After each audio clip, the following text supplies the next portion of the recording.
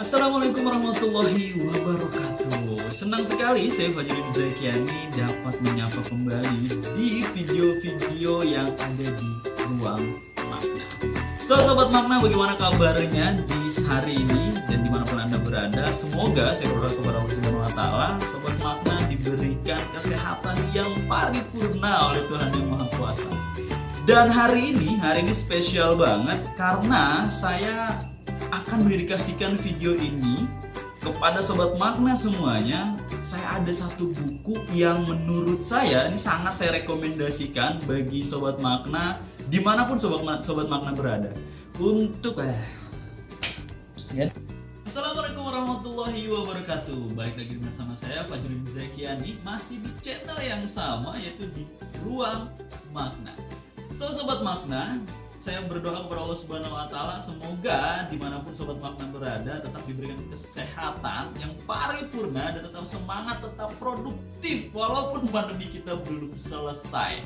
Hari ini di video kali ini saya ingin memberikan inspirasi kepada Sobat Makna. Saya terinspirasi dari sebuah buku yang hari ini saya akan review buku tersebut kepada Sobat Makna dimanapun Sobat Makna berada. Ini penting banget untuk Sobat Makna yang ingin menjadi seorang pembicara ataupun apapun profesi Sobat Makna hari ini, baik Sobat Makna sebagai guru, trainer, dokter, pengusaha, atau bahkan orang tua sekalipun. Ini sangat penting dan wajib tahu. Apa itu? Saya akan sharing tentang hypno public speaking. Pertanyaannya adalah, apa itu hypno public speaking? Kita berkenalan dulu. Dengan siapa sih yang mencetuskan hypno public speaking ini? Dari sebuah buku yaitu judulnya The Secret of Public Speaking Mastery yang ditulis oleh seorang trainer, motivator, dia juga penulis buku dan juga dai. Dia menulis tentang buku The Secret of Public Speaking Mastery, dan salah satu yang direview di buku tersebut adalah tentang hipnosis atau hypno public speaking. Sederhananya, hypno public speaking itu adalah tentang bagaimana seorang pembicara mampu menghipnosis audiensnya. Jadi pertanyaannya, gimana caranya kita bisa menghipnosis audiens? Dan apa tanda-tanda bahwa kalau audiens itu sudah terhipnosis dengan kita? Sederhananya gini, kalau kita sebagai pembicara, entah kita sebagai guru, trainer, profesional, atau sebagai orang tua, ketika kita berbicara, audiens kita sampai dia lupa waktu, dia nggak terasa, dia fun, dia enjoy, kita sudah bisa menghipnosis mereka. Tapi tidak sesederhana itu ternyata Sobat Makna. Kita perlu tahu bagaimana caranya kita bisa melakukan hypno public speaking ini. Dan luar biasanya hypno public speaking ini nggak serta-merta tahu-tahu boom ada. Ini merupakan hasil riset panjang dari seorang Tubagus Wahyudi atau akrab disapa dengan Om Bagus. Ini adalah sebuah riset panjang, pengalaman panjang sejak tahun 1991 beliau menjadi seorang pembicara nasional. Bayangin Sobat Makna, bagaimana materi ini dihasilkan dari riset dan juga pengalaman. Dan apabila ini bisa kita terapkan, saya nggak kebayang bagaimana audiens Sobat Makna di rumah, bagaimana buah hati Sobat Makna di rumah ini bisa bisa terhipnosis gitu. Dan Sobat Makna bisa menjadi sosok influencer, sosok pembicara, begitu orang tua yang mampu memberikan pengaruh yang maksimal. Kalau gitu yuk kita langsung gimana sih caranya kita bisa atau kita mampu menguasai yang namanya hypno public speaking. Setidaknya di dalam buku The Secret of Public Speaking, Bapak Tubagus Wahyudi atau di akrab disapa Om Bagus, setidaknya ada dua hal yang harus kita kuasai agar kita mampu menguasai hypno public speaking. Yang pertama, kita harus mampu memenuhi kebutuhan audiens kita, memenuhi kebutuhan peserta kita, atau memenuhi kebutuhan teman bicara kita. Yang kedua, Bagaimana caranya kita bisa mampu menguasai hypno public speaking adalah kita harus tahu gimana caranya bersikap dalam menyampaikan materi. So kalau saya dianalogikan dari dua kebutuhan agar kita mampu menguasai public speaking ini seperti, kalau yang pertama itu seperti barang-barang yang mau dikirim kepada pembeli atau pemesan, dan yang kedua bagaimana kita cara bersikap adalah sebuah kendaraan. So, bagaimana caranya barang tersebut bisa aman sampai kepada pembeli? Kita membutuhkan kendaraan yang baik. Dan bagaimana barang itu diterima dengan baik, kita juga perlu pembungkus yang baik. So, Sobat Makna, dua ini yang disampaikan dalam buku The Secret of Public Speaking Mastery karya Tubagus Wahyudi, yang hari ini saya akan bagikan kepada Sobat Makna dimanapun Anda berada. So, sudah siap? Kalau sudah siap, boleh dong diangkat jempolnya, digerak-gerakin, siap. Oke, good. Kalau gitu yuk kita lanjut. Di bagian pertama, bagaimana kita bisa menguasai hypno public speaking adalah kita harus mampu mengetahui atau memenuhi kebutuhan audiens. Nah, memenuhi kebutuhan audiens ini di dalam buku The Secret of Public Speaking setidaknya dijelaskan 7 poin Sobat Makna oleh Om Bagus sendiri. Berdasarkan hasil riset dan pengalaman beliau, 7 poin ini ketika saya baca, wow, so amazing Sobat Makna. Keren banget. Apa aja sih Mas Fajar 7 poin itu? So yang pertama, ternyata audiens itu suka dengan kesan pertama yang baik. Jadi sebagai pembicara, Sobat Makna harus tunjukkan kesan yang baik atau kesan yang terbaik kepada siapapun audiens Sobat Makna ini. Yang kedua, ternyata audiens itu suka dengan mendengar hal-hal yang baru. So sebagai seorang pembicara kita harus mampu berinovasi dan menyampaikan informasi-informasi yang terbaru kepada peserta atau audiens kita. Dan yang ketiga, audiens itu ternyata suka dipuji dan diberikan penghormatan. So baru 3 itu udah keren banget. Bagaimana yang keempat? Yang keempat ternyata audiens itu suka kalau ternyata problemnya itu bisa terurai, bahkan bisa diselesaikan oleh kita. Dan yang kelima, ternyata audiens itu suka dengan pembicara yang komunikatif. Jadi kita harus mampu merespon, mampu memberikan tanggapan, mampu mengajak audiens atau peserta kita nantinya itu untuk tetap interaksi dengan kita. Dan yang keenam, ternyata audiens itu suka mendengarkan cerita. Dan ini adalah kalau saya pernah baca di sebuah buku yang lain gitu ya, di budaya ketimuran atau terkhususnya orang Indonesia itu seneng banget dibacain cerita.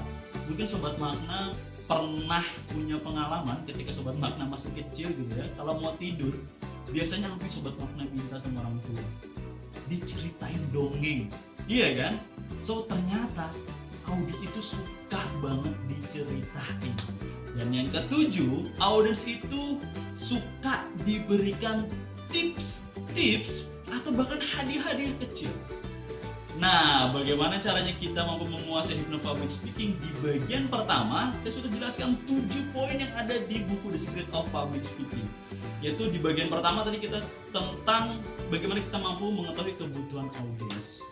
So, kita lanjut bagaimana di bagian yang kedua. Nah, di bagian yang kedua ini, di dalam buku The Secret of Public Speaking, Bapak Tubagus Wahyudi atau Om Bagus juga menjelaskan dengan sangat detail. Di bagian kedua itu tentang bagaimana cara kita mampu menguasai hypno public speaking dengan cara memahami cara bersikap dalam berbicara. So, Mas Fajar, maksudnya cara bersikap itu yang kayak gimana? Cara bersikap adalah tidak hanya tentang bagaimana kita mendelivery materi, tidak hanya tentang bagaimana kita mengajak audiens untuk berinteraksi. Tidak.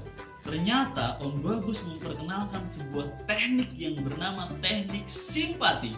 Lagi-lagi di dalam buku yang lain, di dalam literasi yang lain yang juga saya baca bahwa kita membutuhkan waktu 60 detik Sobat Makna, membutuhkan waktu 60 detik untuk memastikan kita bisa dikenal oleh orang lain, memastikan kita sebagai pembicara bisa diterima oleh audiens kita hanya butuh waktu 60 detik.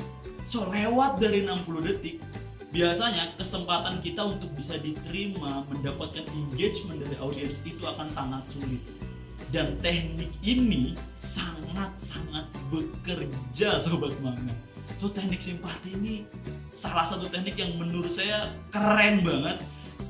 Langsung aja, teknik simpati itu di dalam buku The Secret of Public Speaking ada 2 yang dijelaskan oleh Om Bagus. Yang pertama yaitu tentang teknik simpati awal perjumpaan. Di dalam awal perjumpaan itu ada 3 bagian. Yang pertama adalah mimik yang ceria. So, ketika kita pertama kali ketemu audiens kita, ketemu peserta kita, ngobrol dengan buah hati kita, pastikan wajah kita adalah wajah yang ceria dan menunjukkan smiling voice. Contohnya ya, Assalamualaikum warahmatullahi wabarakatuh. Enak kan ya? Gak dengan cara ketemu audiens kan? Gimana kabarnya? Enak. Nah, kalau begitu tuh gak enak banget Sobat Makna. Jadi yang pertama adalah di simpati awal perjumpaan, mimik yang ceria. Gunakan senyum terbaik, berikan senyum terbaik kepada teman bicara kita. Dan yang kedua adalah posisi tubuh terbuka. So, kalau kita mau jadi seorang pembicara, kita mau berbicara dengan buah hati kita sebagai seorang businessman, pastikan ketika kita berbicara kita menggunakan posisi bahasa tubuh terbuka. Tidak ditutup seperti ini, tapi kita pastikan tangannya seperti ini. Nah ya, tangannya dibuka seperti ini agar kenapa? Agar kita bisa berinteraksi dengan luas dengan peserta atau teman bicara kita. Dan yang ketiga adalah kita sampaikan salam, apresiasi, dan berjabat tangan. So, bagaimana cara berjabat tangan yang baik?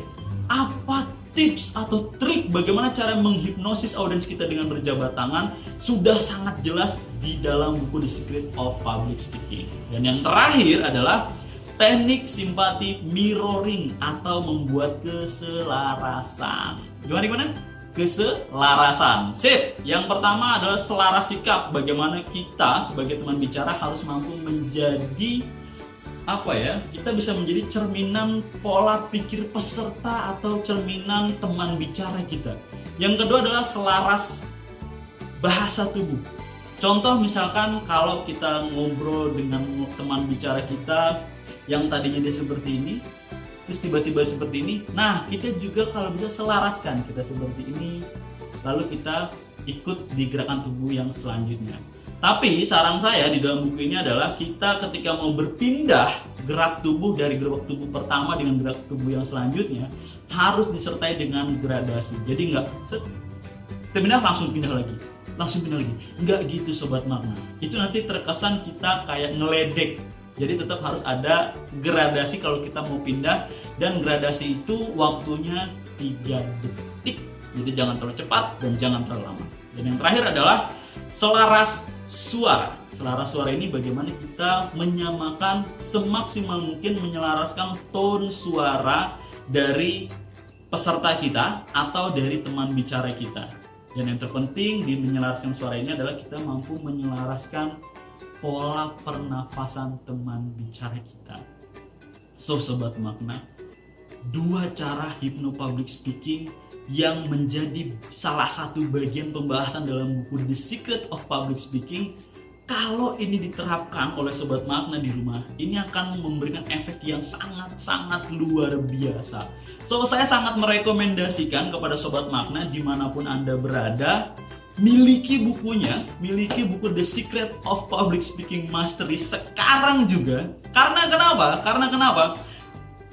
Hanya menggunakan platform khusus kalau Sobat Makna mau memesan buku ini. Dan Sobat Makna, nanti saya akan berikan cara untuk memesan bukunya di kolom deskripsi. Jadi Sobat Makna tinggal klik aja, atau kalau mau tanya-tanya di kolom komentar juga boleh. Masih banyak yang dibahas dalam buku The Secret of Public Speaking. Saya hanya mengupas sedikit saja. So, pertanyaannya adalah bagaimana Sobat Makna mau lebih dalam atau lebih menguasai, bagaimana Sobat Makna dapat menjadi seorang pembicara yang profesional, berpengaruh, dan mampu memberikan dampak kepada peserta atau teman bicara Sobat Makna. So, sampai ketemu lagi di video-video selanjutnya. Kita sharing-sharing lagi di video-video dengan konten-konten yang menarik masih seputar tentang public speaking. Masih bersama saya Fajrin Zakiani. Kita ketemu lagi. Assalamualaikum warahmatullahi wabarakatuh.